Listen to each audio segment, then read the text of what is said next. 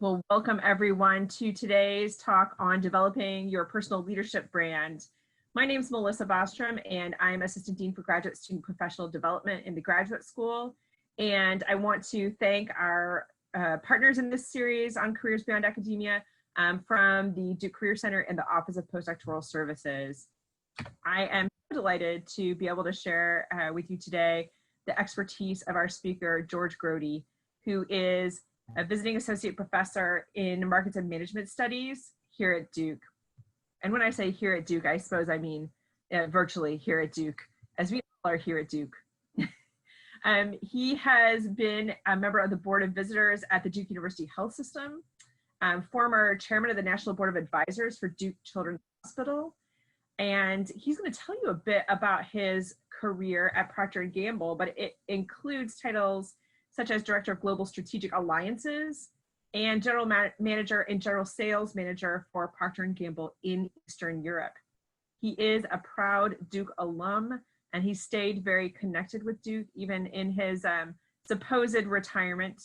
And he's still a very active teacher and coach to current students. So please join me in a virtual round of applause to welcome George Grody. Thank you. Thanks, Melissa. It's great to be here. So what I'm going to do is talk about building your personal brand. So I graduated from Duke in 1981 and went right to work for Procter Gamble. I'm not sure if you guys know about the company, but it's got a lot of probably the big brands that you use: Tide detergent, Pantene shampoo, Crest toothpaste. So tons of big brands. And one of the things we learn as you go through P&G, they have P&G colleges at each level as you move up. And I guess in the mid-90s, I took the general manager college, and one of the folks that was teaching us then went on to become CEO and chairman of the board. And he taught us about personal branding and encouraged all of us to have a personal brand. So I've had my brand for about 25 years. It has overall changed very little. I've added some things and taken away some things and under the general umbrella, but it really hasn't changed that much. And looking back, I'm not sure how I would have lived my life without my brand, because it's been so important for me to stay consistent in my life and keep focused on the things that I think are important. So what I'm going to do is take you through some slides about what a brand can do for you, why I think a brand is important, and then go through my brand as an example and show some of the values and principles that I have. So I'm going to be presenting, but you guys should speak up. If you've got questions, you can use the raise hand function or just shout it out, because I want this to be more of interactive than just me transmitting, because what I really want to do is help you to understand what a brand can do for you. And if you're interested in developing a brand, then you can contact me afterwards and I'll work with you individually. I can make all the slides available to you directly if you send me an email, or I can send it all to Melissa and she can send it out to you. Okay? So.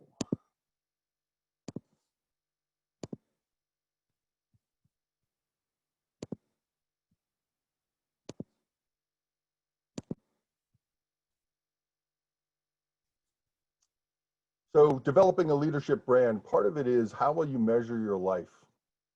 How do you measure success in your life? Is it just through work? Is it, through your family life? But how do you measure it?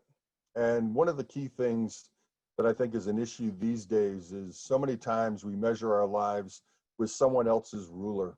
We're so attuned to what people think about us or what they say about us that it can actually get us off course. And the reason you would have a brand is so you can stay on course.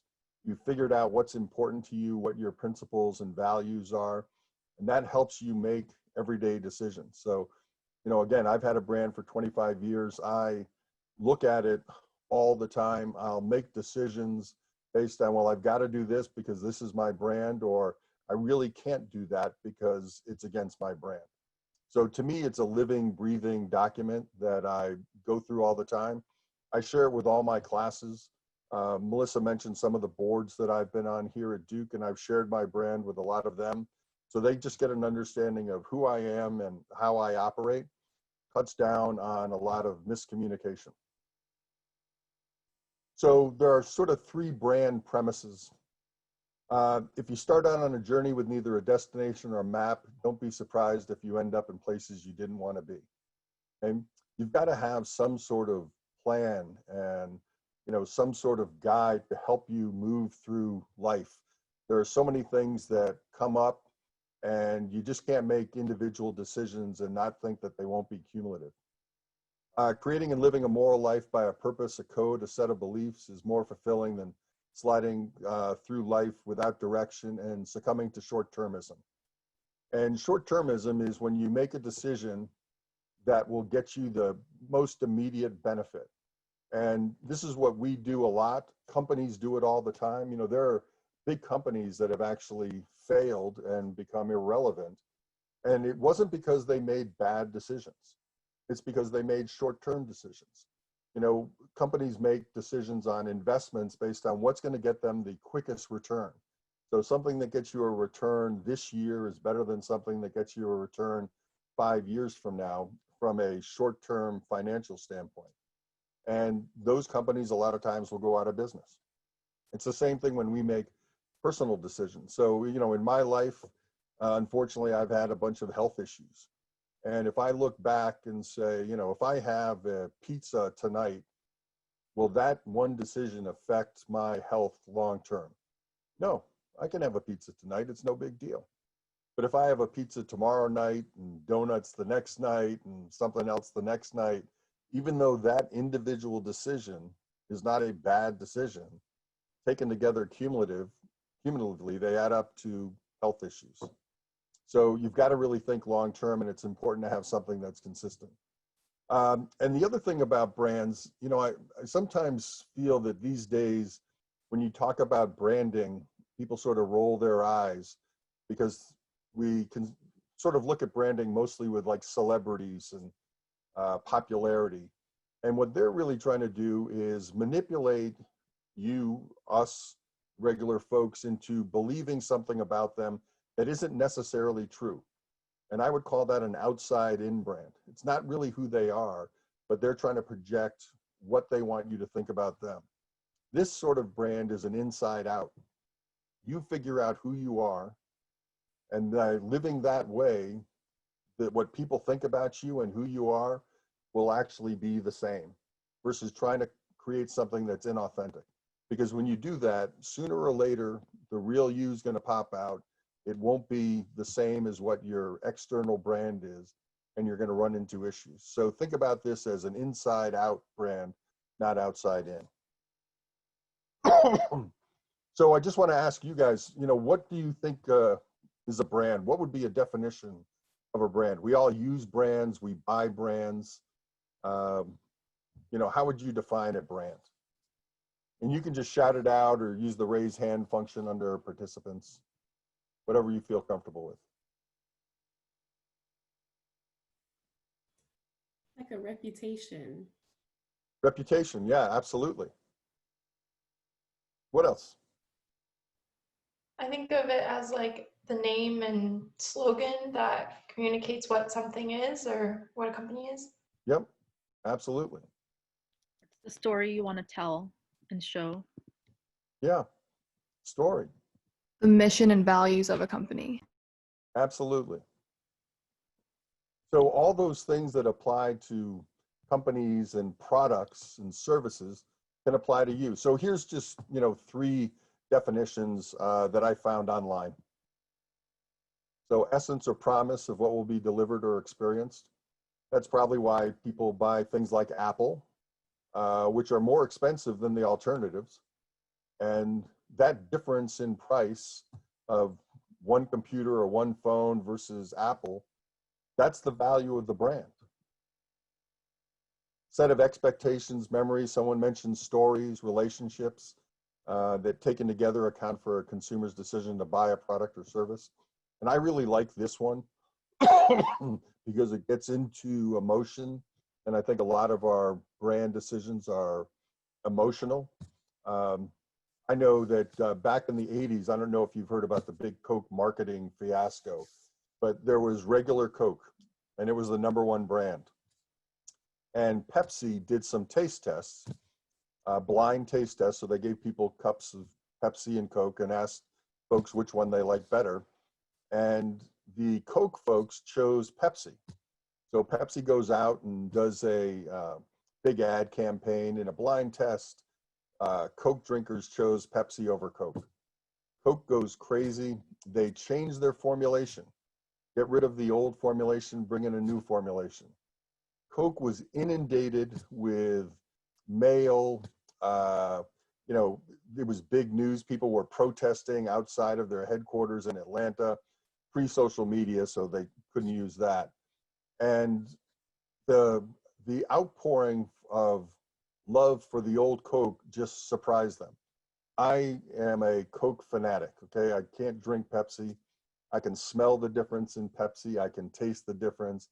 I'm a Coke guy. And I was living in Washington, D.C. at the time, and I heard a rumor that there was old Coke at a Costco warehouse in Richmond. So I jump in my company car, I drive down to Richmond, go to the first Costco, it's not there, go to the second Costco, they've got a pallet of old Coke. I put as much Coke as my car could handle. I mean, the trunk was full, it was sort of low riding.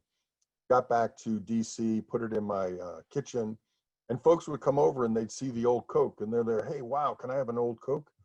And then I have a big decision because I had to figure out whether they were old Coke worthy.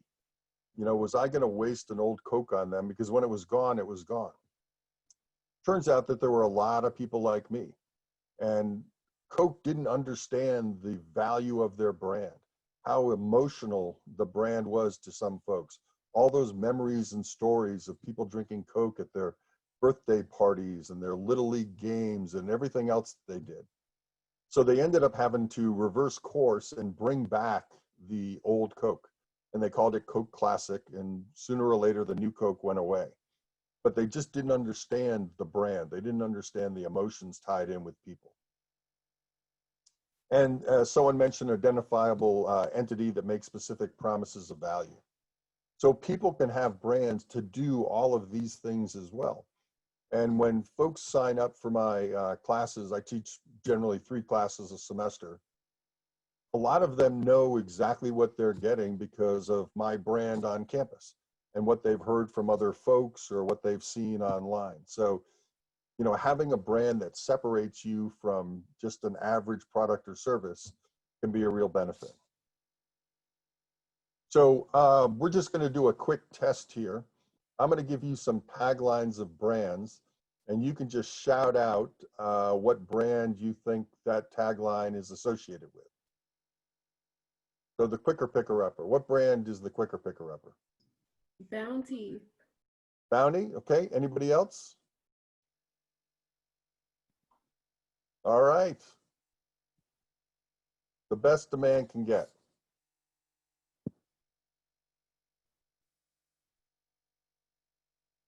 No one knows this one?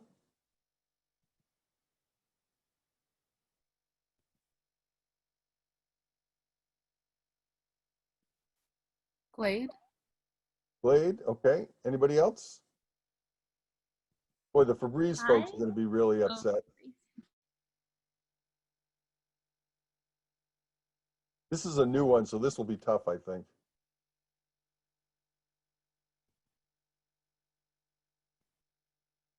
The goddess in you? Venus. There you go. See, normally, if we were together, I'd be throwing out product to you as, you know, prizes for guessing correctly.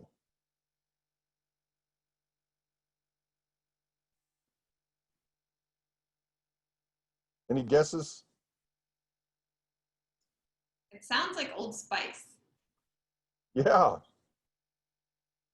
You know, and if you think this through, okay, it's believe in your smell. Smell is a ridiculous word, so it's probably targeted at men. And then smell, you know, smell. So it's probably Old Spice or Axe. So you only have really 2 choices. CoverGirl. Yep. Way to go, Sarah.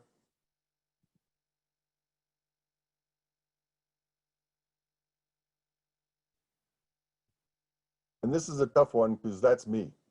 So that is my tagline that I have for my brand. And it's what drives me to make decisions that I make. That's why I'm here with you all today. So I don't know if we have any engineers out there, but this is a statue next to one of our engineering buildings. And I don't know if you can see it, but the face is sort of just blank and flat. And they're holding a sort of a face out, and it's really searching for identity. And I think that's what developing a brand is all about, is searching for your identity to understand what's going to drive you and help you make decisions. So do you need a brand? What can it do for you? So to come up with a brand, you've got to be really introspective. And in doing so, you sort of come up with a life compass. And that's how I use my brand. I've got a quote from Mark Twain at the bottom. The two most important days in your life are the day you were born and the day you find out why. So, what are you doing? Helps you differentiate yourself. At the bottom, a quote from Simon Sinek. If you want to see a really cool TED Talk, Simon Sinek, How Great Leaders Inspire. It's probably 10, 11 years old now. But again, I share it with every class, and I share it with all the different outside groups that I work with, because it's all about understanding what is your why. Okay? And, I love this graphic.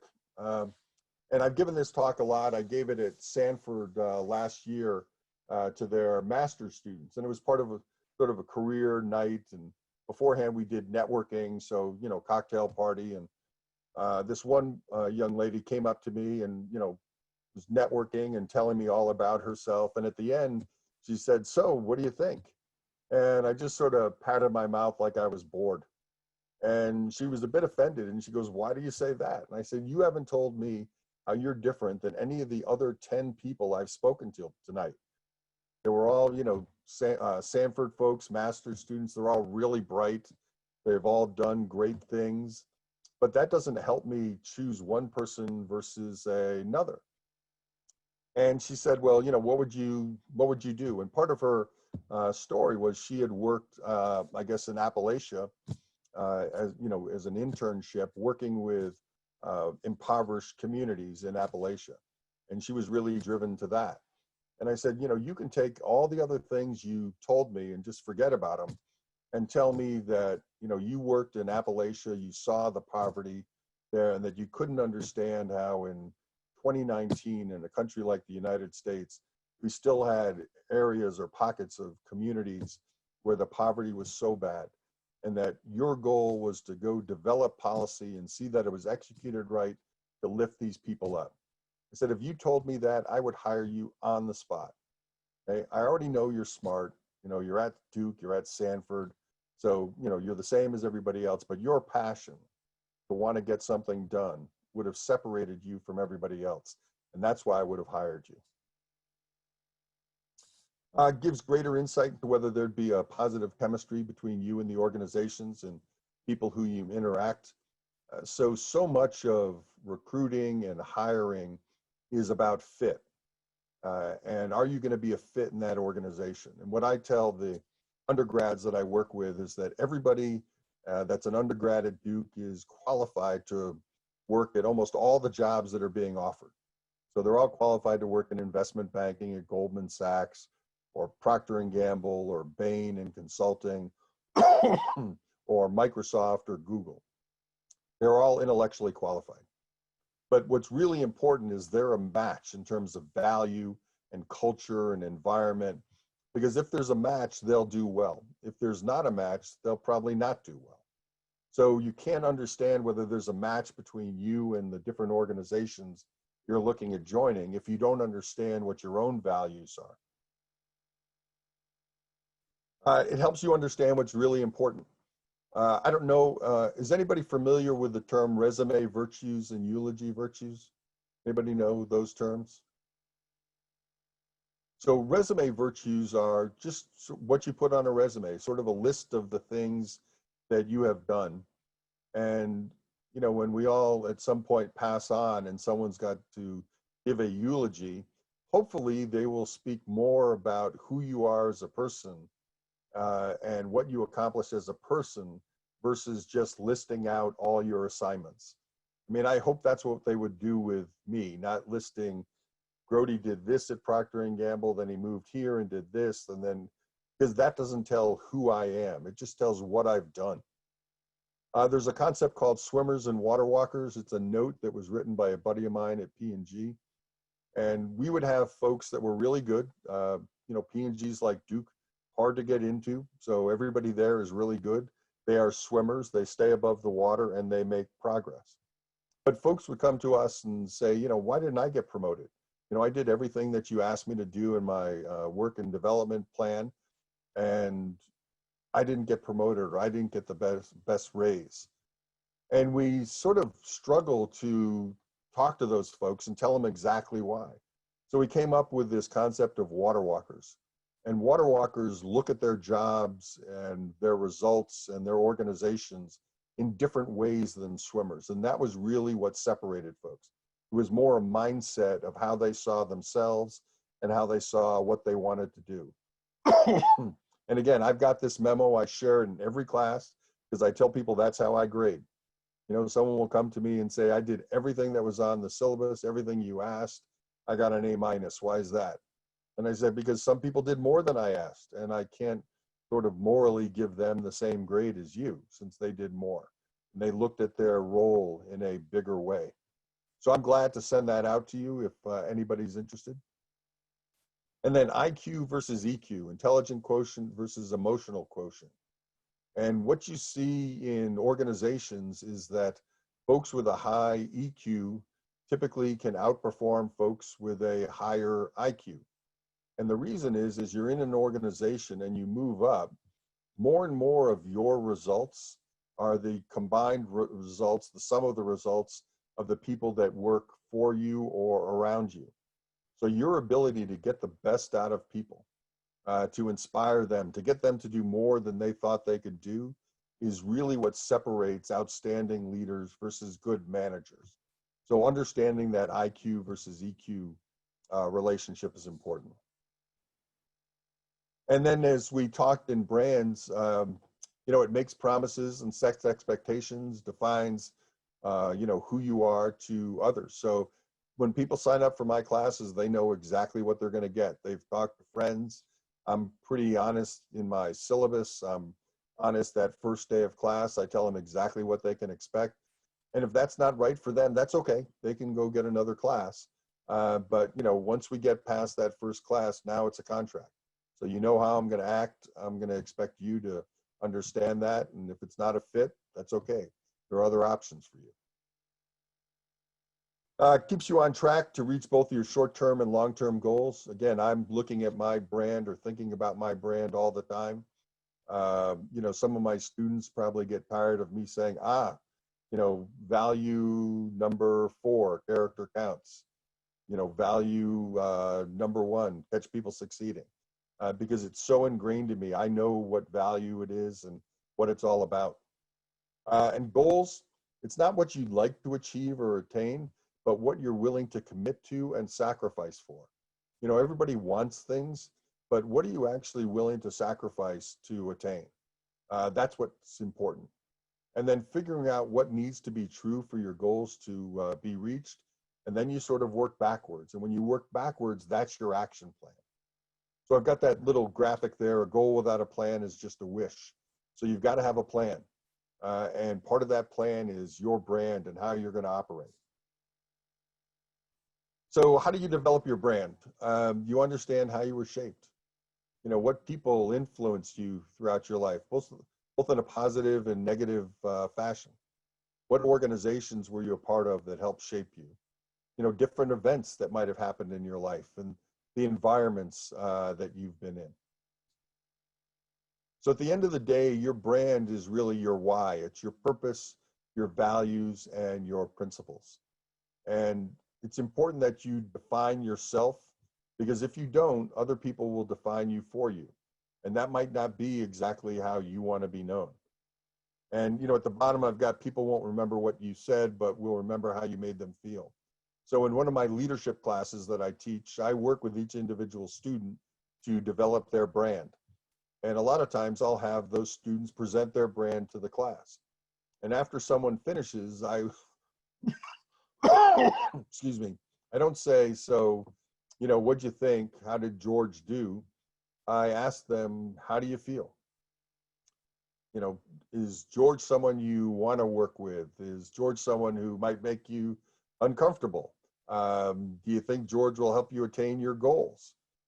Because that's what people will remember. They'll get a sense for you. They won't remember, your 5 values or 10 values or however many they are. What they'll get is a sense of, can I work with this person? Do I think that they will try to help me achieve my goals? And then we won't do this exercise, but I've got a couple of worksheets that I have people do. So, up here, who's been the most inspirational, influential person in your life? And it's sort of brainstorming. You just write down a bunch of names. You don't eliminate anybody's name. You just put it all up. And then which organizations help define you? Which events have helped define you? Which environments have shaped you? And then what do you like most about yourself? Okay. So you fill those all out. And then what we do is we go through and you circle the ones that are most important. And so you're cutting it down. So you start with divergent thinking, brainstorming, and then you have convergent thinking, and you come up with the most important ones. And then over here, you write why. Why did you circle those?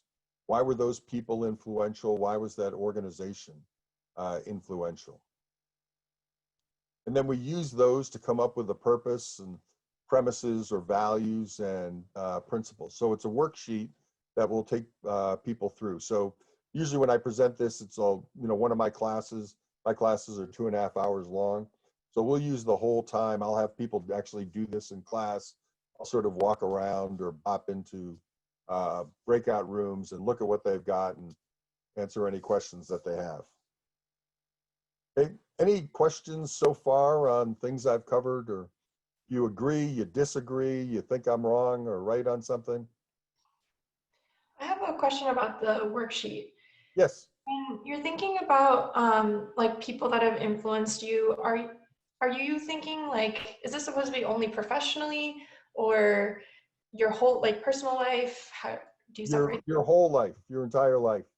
Okay. I mean, because some of the people that influenced me were, coaches I might have had when I was younger that have influenced me. Because some of the values, while they pertain to your professional life, some of them also pertain to your personal life. So it's just anybody who's been inspirational or influential. And a lot of times it's not even someone you might have known. Some of the folks that have been inspirational or influential to me could be authors. Simon Sinek, who I've never met, but I've watched his TED Talks and read some of his books. Very influential to me and inspirational. Thomas Sowell, Walter Williams, a bunch of different folks. So it's really up to you to define who you want to put there and what you got from them. It's not just people I've worked with or bosses or associates. Thank you. It's a great question. Anybody else? I have a question. I'm not sure if it's best suited for right now or later on, but I know that you said that your personal brand, okay, let me phrase it this way. I'm wondering how much there's room for adaptability in terms of, I think that things occur in life that really change your perspective or change your motivations. And so where does that kind of factor into this? Yeah, when you have those things happen, then you update it. You adapt. So I've got 10 values or principles, and I'll take you through those. And being at Duke, I actually changed one of them. And so I took one out and I added one. The one I added, might have been 11 or 12 beforehand. So it was always something I believed, but I just thought that the environment at Duke, it became even more important for me to elevate that. So, and especially because, you all are young. I've lived my life. I've, retired from my first career. I'm into my second career. And it was actually my brand, frankly, that drove me to retire. I retired when I was 48. Actually, I had to get special dispensation from P&G.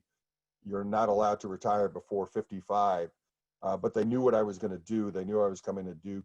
I'd always told them I was coming back to Duke, so they approved it. But it was my brand that actually drove that decision. So, yeah, of course you adapt it. I mean, if you change or you have events or people that cause you to look at your purpose and your values differently. And it's good that those things happen. You know, they provide more inspiration in your life. Any other questions? All right. So this is my brand. You know, I'm sure some of you are familiar with Maslow's hierarchy of needs. And I was lucky enough to work for a great company that trained the heck out of me and gave me a lot of opportunities for me to sort of climb all the way to the top and hit transcendence. And, you know, as my tagline says, I'm obsessed with adding value to every person and organization I touch. And that was my phrase at P&G. It's, you know, my phrase now, my tagline now. And again, it was what really drove me to want to retire.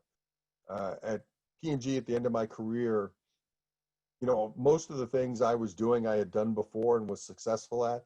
And what I really got jazzed up about, what I really felt good about, was training and developing other people so that they would succeed. So I got more joy and satisfaction out of my people succeeding than of me succeeding doing something for the 8th, 9th, or 10th time. And having stayed in touch with Duke and being on different boards and being on campus fairly regularly, I said, wow, you know, I could give some undergrad students the benefit of my experience and maybe have their learning curve not be like this, but flip it up to something like that. And that would add a lot of value to them. So that was what drove me to retire and come down to Durham. I knew I was going to be down here. I'd already bought a house because I knew Duke was in my future in some way, if not to teach, just to hang around campus and because of all the events and cool things going on. So my premise, you know, mentioned this before. So that's me with my dogs. This is a picture of me actually on East Campus in 1978. It was a party. They said you had to wear a tie because it was formal. So I wore a tie. Short shorts were in back then, but not much else. So I was always kind of a contrarian. And then you've got a lot of different decisions you got to make, left and right. And I love this sign here because sometimes we've got to go backwards and able to go forwards as far as we want. So we're not always on a straight line track. Talked about this one as well. And this is Procter Gamble headquarters in Cincinnati. You know, Duke's been very important to me for, you know, most of all of my adult life. And then I've got a plane here because in my career, I had to travel a lot. I lived overseas for 11 years. In my last 5 years at P&G, I had a global job. So I spent a lot of time in planes, and I'm deathly afraid of flying. I know 4 people who've died in crashes, and I've been on some terrible flights. So when I retired, I vowed I will never be in a plane again. And it'll be 14 years this December that I've avoided planes. And then another one, I'm always asking myself, how am I doing? I'm always checking in with myself. And it's interesting, we check the weather all the time. You know, what's the weather going to be like? What's the temperature? Is it raining? And we can't control the temperature, but we keep checking. But we don't check in on ourselves a lot. So I check in on myself a lot. And if I need to change something, you know, if I'm down and I need to get up, I know exactly what I need to do.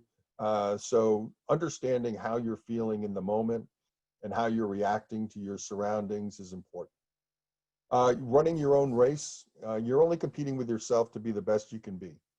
You know, and I learned in my career that when I compare myself to others, I get bitter. And, you know, I start looking at what I've done versus what they've done.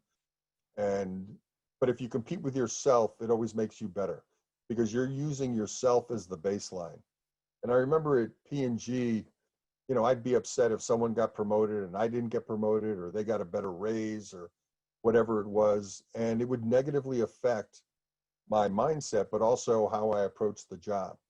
And then as I moved up and got into the position where I was making decisions on who got promoted, I learned that a lot of it wasn't necessarily just who did the best in one job. It was the timing. It was the fit of the new job. It was someone's capability and capacity to actually do the job above, because it might require different skills. And I learned that it wasn't just me being better or worse than someone else. There were a lot of other factors. So it was always just, you know, compete with yourself. How do you become better every day than you were the day before? And then a quote here from Montesquieu: if we only wanted to be happy, it would be easy, but we want to be happier than other people. That's always difficult, since we think them happier than they are. And there's research out there that shows the more time you spend on social media and Facebook, the more unhappy you are. And that's because social media allows you to see the highlight reel of everybody else who's out there. But the highlight reel isn't their actual lives. So we're comparing our total lives to someone's highlight reel, and we're always going to fall short. So don't really compare your happiness to somebody else's. You know, I'm happy doing what I'm doing. I'm not, you know, making the money that I once was, but I'm a whole lot happier. And one of my students shot a video of one of our classes about a year after I got here and posted it on YouTube. And I got the clip and I sent it to a bunch of my P&G buddies. And almost every single one of them responded and said, "Oh my God, you look 10 years younger. What the heck's going on down there at Duke?" And it was really, you know, no stress. I was doing something I loved. I was happy. And that was the right decision for me.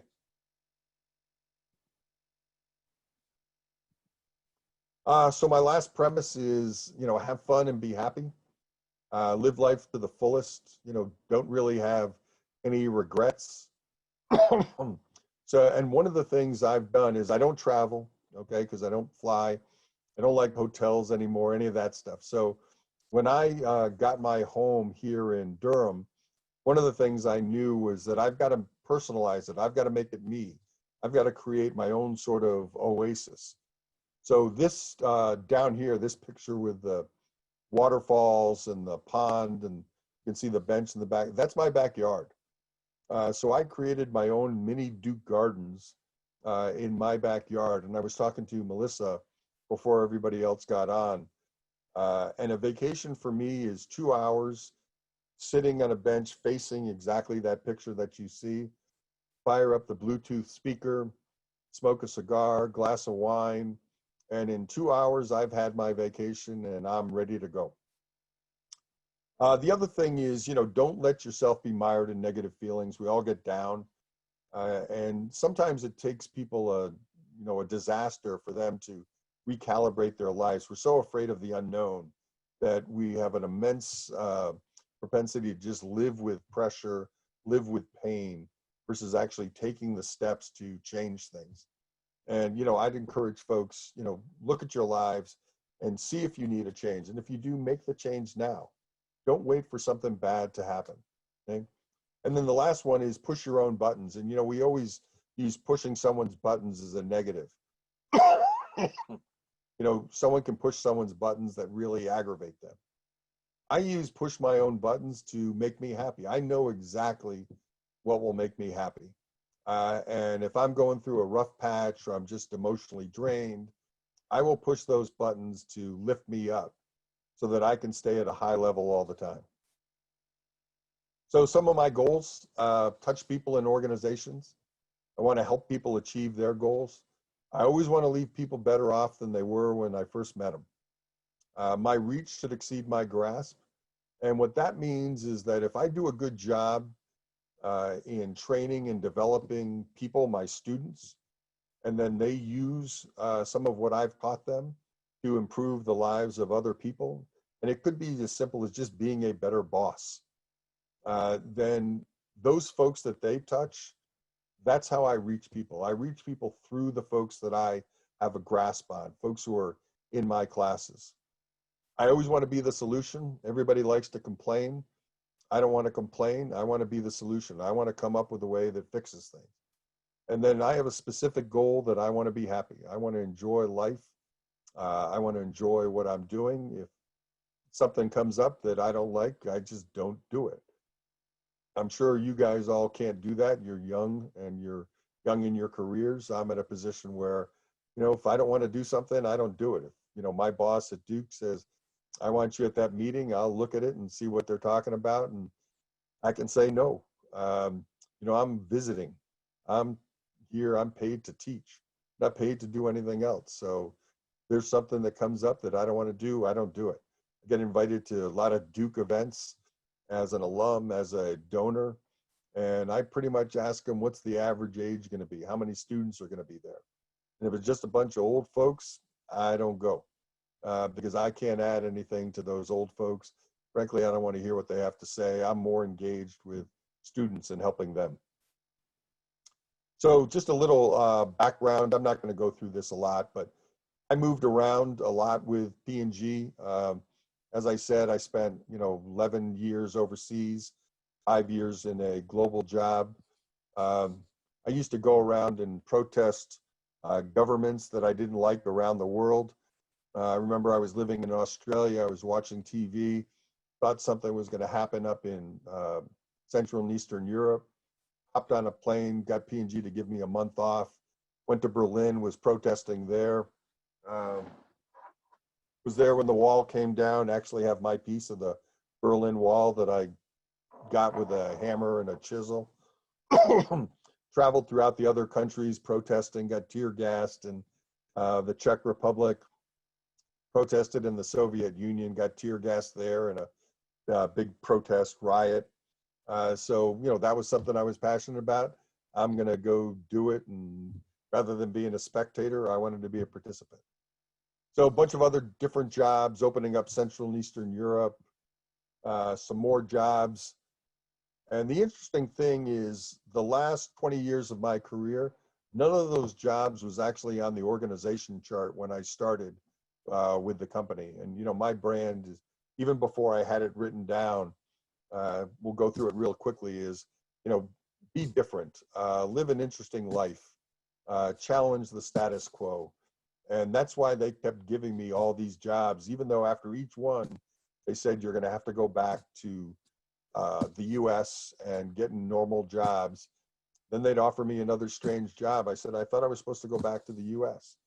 And they said, yeah, but we got folks stacked up like cordwood who can do those regular jobs. We don't have many people that we can just sort of move around, parachute them into a country and have them fix things up.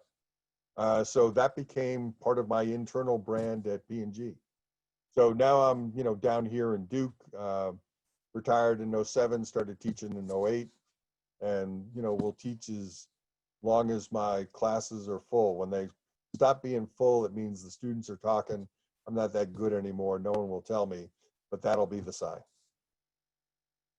So I'm going to get into some of my values. I'm just going to sort of zip through them because I want to be cognizant of your time, and I want you to have time to ask questions at the end if you have any. So the first one is everyone wants to succeed. A lot of times folks think this is sort of foolish. Why would you have that? And it's really because even though we believe everyone wants to succeed, we don't treat people that way. We do a great job of catching people when they mess up, but not catching them when they succeed. And if you're working with good people, they know when they've made a mistake. And I don't necessarily have to point it out. What I need to do is work with them and coach them up so they don't make that mistake again. And understanding that when you catch people succeeding, one success leads to another. And it sort of lifts the whole organization because other folks will see someone being caught succeeding and they'll say, I want that too. So that's why that's up there. Believe in yourself. Understanding the difference between self-confidence and arrogance. Arrogant people don't think they make mistakes, even though we all make mistakes. Everybody will know that you've made a mistake, but you won't admit it. You won't fix it. It's terrible for the organization. Self-confident people will admit they make mistakes and then they'll go fix them. And what you see in leadership is that by admitting mistakes, showing that you're human, showing some vulnerability, actually draws people towards you versus pushing them away. Be excellent. Don't sort of drift into mediocrity. So regardless of what someone expects of me, my goal is I want to be excellent every day. If it is to be, it is up to me. I'm not going to wait around for people to come up with solutions. As I mentioned before, I want to be the solution. And, you don't worry about if the glass is half full or half empty. You fill the glass. You just get things done. Character counts. This choose the harder right instead of the easier wrong actually comes from the West Point Cadets prayer. And if you've got time, Google that. It's really pretty interesting. But I love this, the harder right instead of the easier wrong. A lot of times we make decisions, we choose the easier one. It might be less work, might involve less risk, even though we know it's wrong, but we're pushing the can down for somebody else to deal with in the future. And it's much better to choose the harder right now and make the decision and fix something. Because if you keep making easy wrong decisions, at some point that wrong gets too hard to fix in an easy way.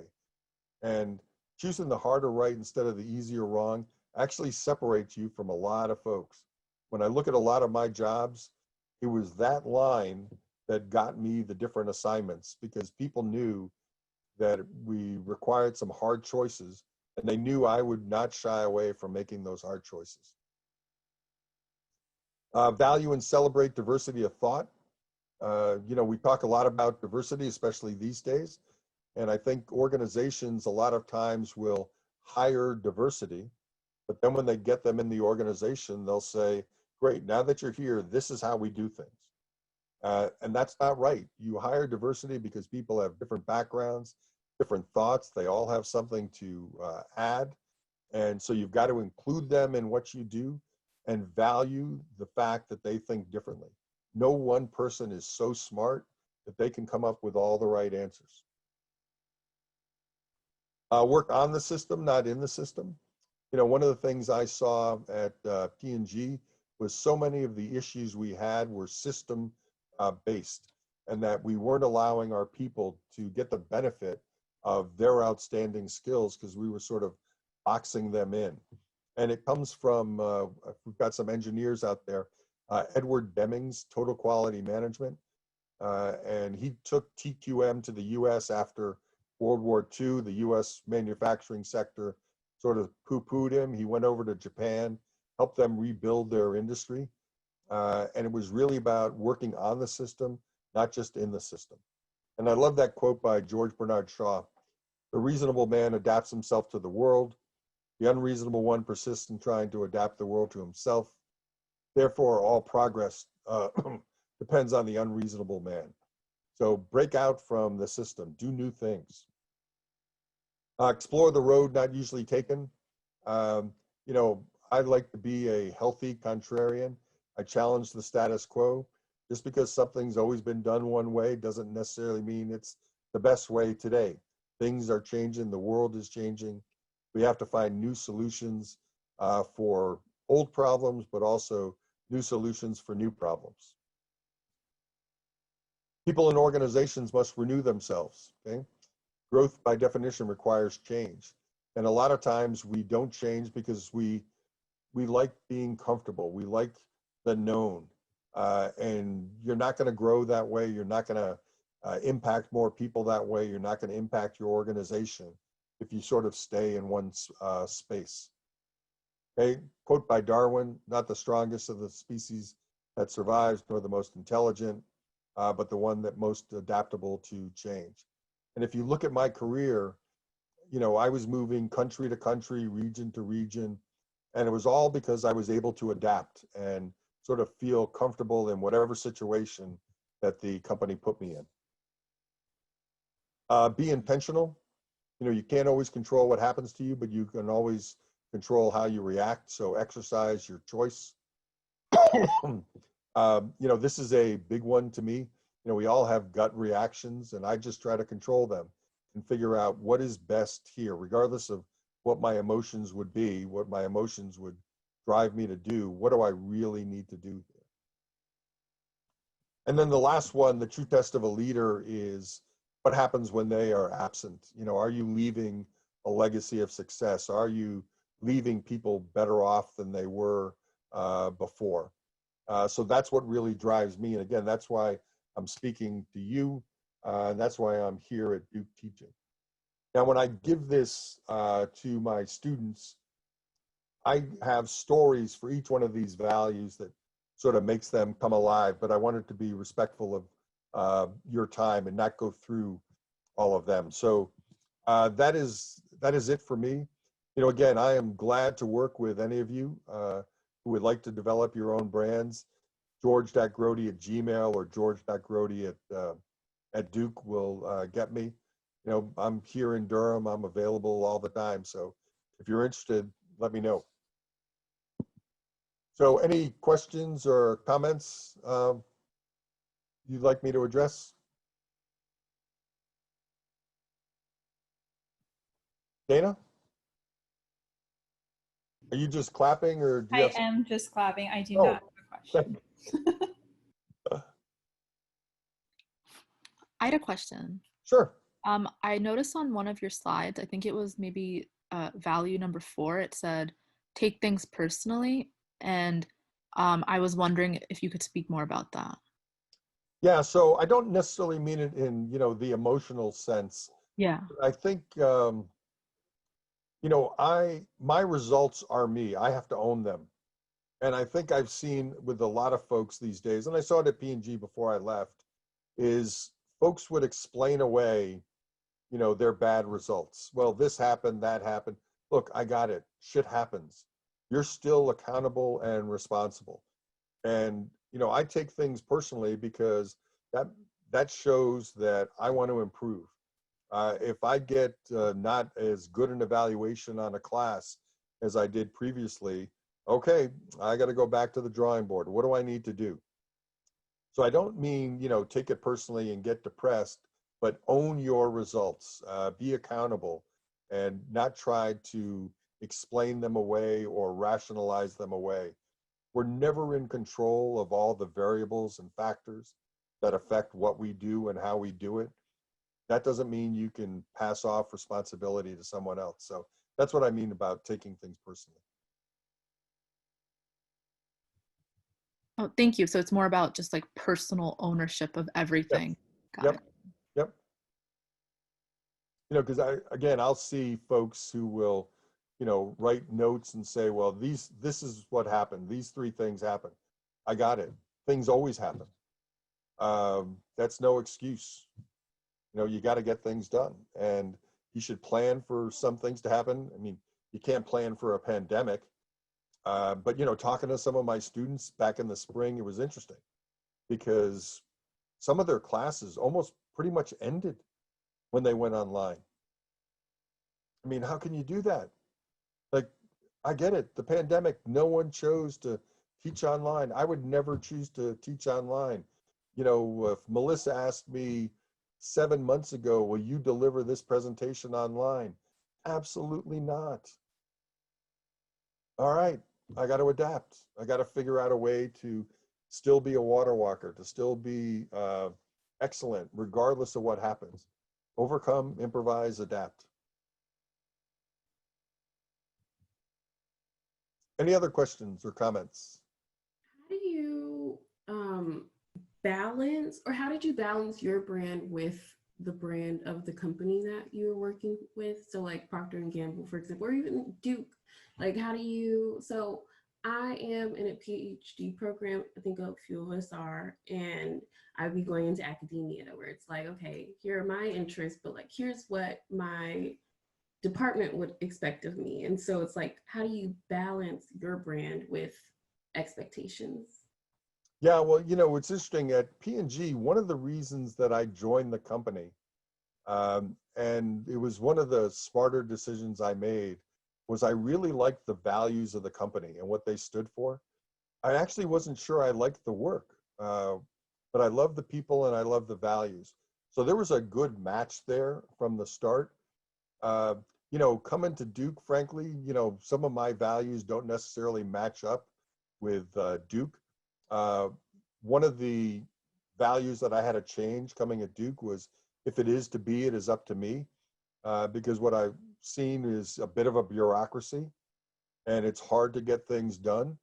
So I just figured, okay, I'm not going to be able to count on folks to necessarily get things done. So I'm going to go figure them out myself.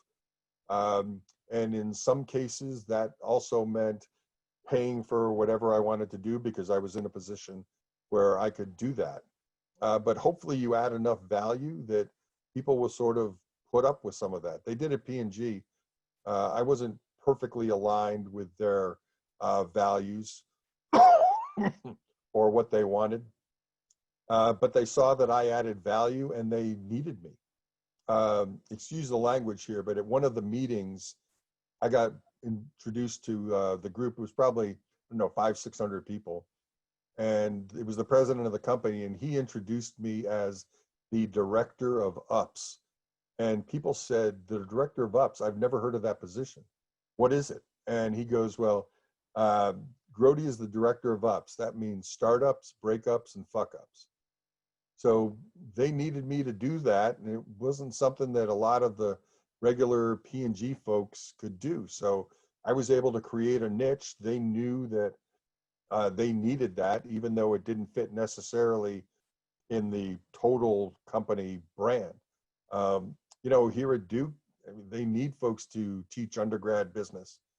And, you know, I've got great evaluations from the students. So a lot of times I think, frankly, Duke just puts up with me. And that's okay. I've been able to, you know, create that niche. If you find that you can't fit, it's probably good to find something else. And I know that's tough, but, you know, that's a decision you have to make. You might say, you know what, I got to pay bills and I just need a job. So I'm going to have to tamp down my brand a bit because I just need to get by. As long as you understand that you're doing that, that's okay. You know, I would share my brand with all my employees, with all my students. And, you know, one of the things I tell them is, look, if you see me doing something contrary to my brand, call me out. And they've done it.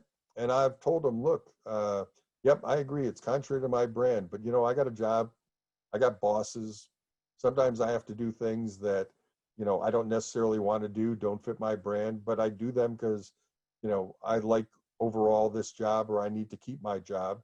And as long as they're not asking me to do anything that's unethical or immoral, it's just a different thought than mine. I can go with it.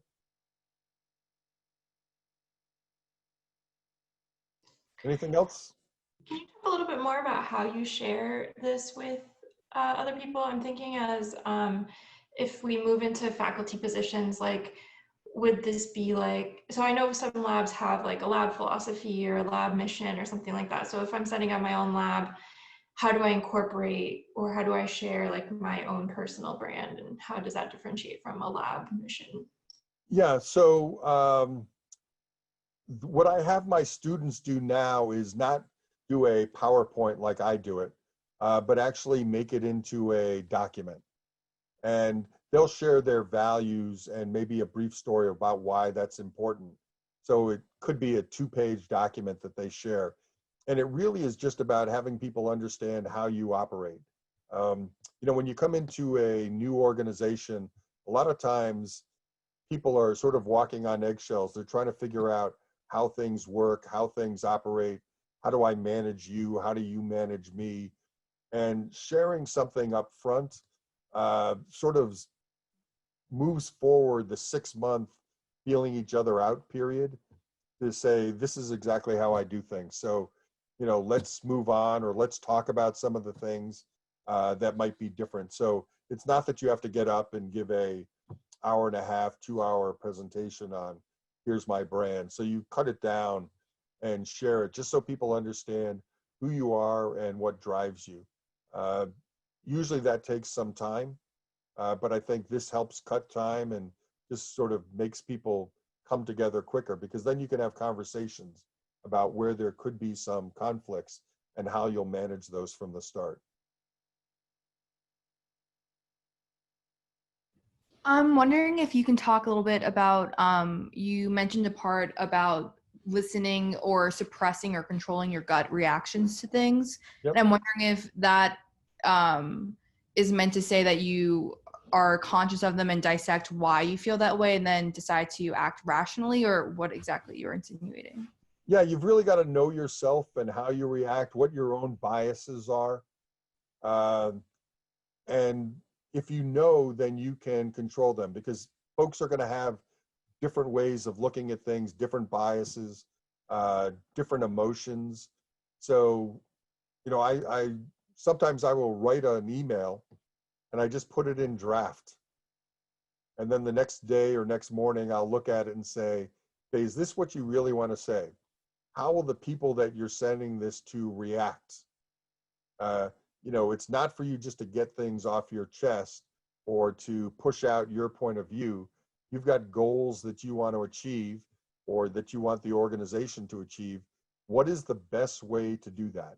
And it might not be that it's the best way for you to achieve it, because you're working with other folks. So how do I bring them in? How do I understand them?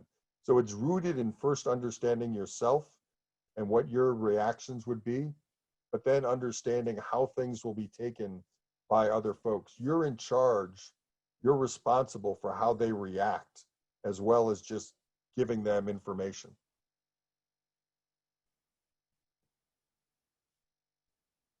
Does that answer your question? Yeah, I think I initially interpreted as, well, I'm just thinking about like job opportunities. So I was Yep. thinking if there's a job that sounds really great on paper and the company sounds great, but something doesn't quite feel right, trying to apply it that way. But it sounds more like you are talking more about the emotional reactions to circumstances. Yeah, because look, we're all emotional. We all react to things quickly. But you've got to think about what's my best next step, not what are my reactions. You know, one of the things that some of my students have done is, you know, when they're in an interview and, you know, they ask you the standard questions, and then after that, they'll typically say, well, do you have any questions for me? I tell them that's the opportunity for you to say, yeah, I have questions, but there's a few other things about me that you really need to understand for you to make a positive decision on me. And then talk about some of the things that might be in your brand, some of the values that you might have that match the company. The worst thing is to leave an interview and say, boy, I wish I had said this, or I wish they asked me a question about this or that. So take control and make sure you get out everything that they need to know about you. And again, what separates you a lot from other folks is your values and your passion for what you're doing, your principles, because they're trying to figure out if you're going to be a match for their organization, their culture, environment, you know, especially if you're competing with other very qualified candidates. You know, how do you separate yourself? Thank you. Sure, my pleasure, Sarah. Any other questions or comments I can handle for you? I had another question. So I'm kind of trying to think what my actual question is. I guess just something I noticed is all of this is like our goals and values and maybe ideal versions of ourselves. And how do you incorporate your weaknesses that you are aware of, or challenges that you know you have? Or that's not what you want to brand to the world about yourself, but like, how do you incorporate that into making this realistic? Yeah, look, you know, we all have weaknesses, and what I always try to do, even when I'm managing people, is find the things that they're really good at and focus on those and drive those. And all I try to do with people's weaknesses is get them up to neutral so that they don't hurt them. I'm not one who's going to focus on someone's weaknesses and try to make them strengths. They're probably someone's weakness for a reason. It's just not a match for them emotionally or intellectually dealing with those issues. So, you know, when I was working I would always try to find someone who had a complementary skill to mine. So, you know, if you think about, I don't know, Myers-Briggs, you know, I'm an INTP. I'd always try to find an ESTJ to be right next to me. And I would tell that person, we are going to get on each other's nerves a lot, but we need each other because I'm going to come up with great ideas, but I need someone to help me execute them, and that's you. So I understand what my weaknesses are. I don't necessarily project those to folks, but I'll tell them if they ask what my weaknesses are, but I just not something I work on. I just try to make them neutral. Thank you. My pleasure. Anybody else? Yeah, I have a question. Sure. So you mentioned that goals are not what you'd like to achieve or attain, but what you're willing to commit to and sacrifice. And that really stuck with me. So I think how did you figure out what you were okay sacrificing, and how did you reconcile the decisions that you had to make for what you wanted? Sure. You know, it really just comes down to how committed am I to something, and, you know, am I willing to sacrifice time? Am I willing to sacrifice money to get done? So it's just a balancing act that is really individual. So, you know, coming to Duke to teach, frankly, I sacrificed a lot of money versus working in industry. And it was worth it to me because I thought my run was over. I wasn't adding as much value at P&G as I could at Duke. So to me, it was worth the money to make that change and, you know, come here. So I think it's up to each individual. How badly do you want something? And, you know, you could say it's sort of work-life balance. You know, some people choose not to go as high up in a organization because they want their, you know, work-life balance to be different than someone else. That's okay. I mean, that's the choice everybody makes. You know, there were jobs I turned down at P&G. I wanted more money. I wanted more stock options. I wanted the prestige of a better title. But I looked at it and said, I don't really want to do that work. It's different than the work I'm doing. And you know, I just don't want to be unhappy for that many hours a week or month or year.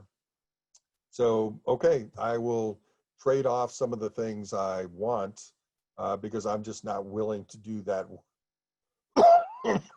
So it really is just individual. You know, you got to be honest with yourself and make your own decisions and then live with them. Thank you. Yep. Anyone else? All right. So again, if you're interested in developing your own brand, again, it doesn't have to be a big PowerPoint like mine. I'd be willing to help you out. Always glad to meet.